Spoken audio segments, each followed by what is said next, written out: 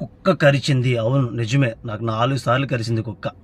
విజయవాడ పట్టణంలో గవర్నమెంట్ హాస్పిటల్లోని మా అమ్మ తీసుకెళ్ళేది. బొడ్డు చుట్టూ ఇంజక్షన్ వేయించుకుంటే ఎలా ఉంటుందో నాకు బాగా తెలుసు. చాలా అనుభవం ఉంది నాకు.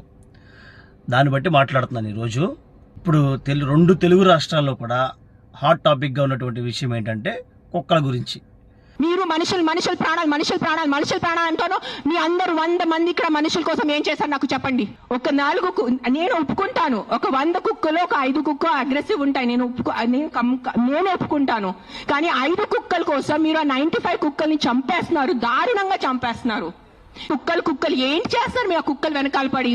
పాప మా కుక్కలు ఆల్రెడీ వాడు వీధి కుక్క, ఆడికి దిండి ఉండదు, దిక్కు ఉండదు. అది ఏదో ఒకటే భరించాలి, ఏదో ఒకటే చేయాలి. It is a system failure, it is a government failure. ఆ కుక్క బ్రతికేది 10 సంవత్సరం.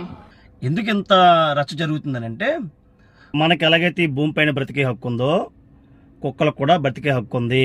ప్రతి జంతువుకి, ప్రతి పక్షులకి, ప్రతి జీవికి ఈ భూమిపైన బ్రతికే హక్కు ఉంది. ఇది టాపిక్. దీనికోసం కొన్ని స్వచ్ఛంద సంస్థలు పోరాడుతున్నాయి, ఉద్యమాలు చేస్తున్నాయి, సోషల్ మీడియాలోకి వచ్చి అడవాడు చేస్తున్నాయి. మరి ముఖ్యంగా రేణు దేశాయ్, రష్మిక వీళ్ళు ఈ మధ్యకాలంలో సోషల్ మీడియాలో బాగా అడవాడు జరుగుతుంది. ఆ విషయంలో నేను రెస్పాండ్ అవుతున్నాను. ఎందుకు రెస్పాండ్ అవుతున్నానంటే, ఒక మధ్యతరగతి వాడిగా లేదా ఒక లో క్లాస్ ఫ్యామిలీగా నేను రెస్పాండ్ అవ్వాల్సిన బాధ్యత నా మీద ఉంది. ఆ మాట ఏంటంటే, ఎక్కడో 2-3 పిల్లలు చచ్చిపోతే కుక్కలన్నింటినీ చంపేస్తారా? అలా చేయడానికి వీలు లేదు అన్నట్టుగా మాట్లాడుతున్నారు. అసలు నేను చెప్పేది ఏంటంటే, కుక్కలన్నీ చంపేయమని ఎవడు చెప్పాడు?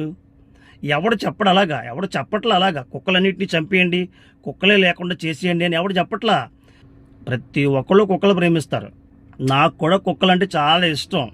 నేను 4 కుక్కలు పెంచుకున్నాను. అవి కూడా వీధి కుక్కలు, రోడ్ల మీద ఉండే కుక్క పిల్లలు బుజ్జిగా ఉంటే ఇంటికి తీసుకొచ్చేవాడు. మా చిన్నపిల్లకి కూడా కుక్క అంటే చాలా ఇష్టం. మా చిన్నపిల్ల ఇప్పుడు కంటది కుక్కలు తీసుకురా డాడీ అని. మాకు కొన్ని బాధ్యతలు ఉండడం వల్ల, మేము అటు ఇటు వెళ్ళడం వల్ల మేము కుక్కను తీసుకురాలేకపోతున్నాం. కుక్కలన్నింటినీ చంపేయమని ఎవడు అనట్లేదండి. కుక్కల్ని కొంచెం కంట్రోల్ చేయండి అని మాత్రమే చెప్తున్నారు.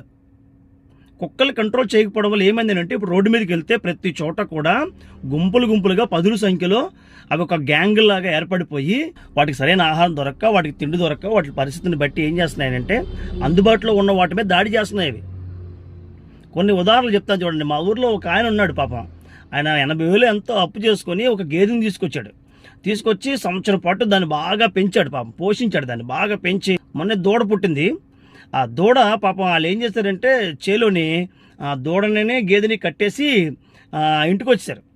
ఉదయాన్నే చేలోకి వెళ్ళి చూస్తే ఆ దూడ మొత్తం ఎక్కడికక్కడికి కుక్కలన్నీ కూడా చీకేసాయి. ఏం చేస్తాడు? ఎవరిస్తారు అతనికి?